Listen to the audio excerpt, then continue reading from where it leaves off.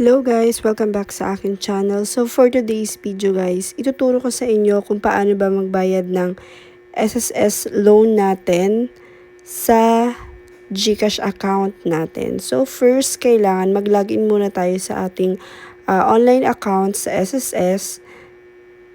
And then, punta tayo sa loans. Then, piliin natin kung ano ba yung loan natin, salary loan, calamity, or pension loan.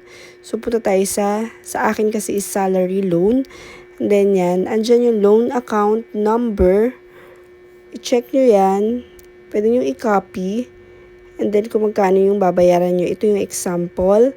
And then, ito yung sa akin. 15.1 yung aking loan, and then 678.41. Then login tayo sa ating GCash account. Then punta tayo sa all dealers, select SSS loans RTPL. So input all information needed. Then ilagay nyo rin guys yung payment reference number.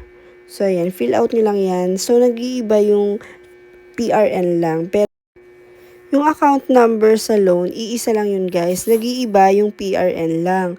Ito yung mga transaction number na mga pinagbayaran natin. Then ito rin yung list guys, parang statement of account.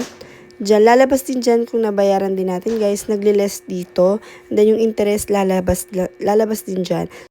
Thank you so much for watching guys, and keep safe sa ating lahat. Bye!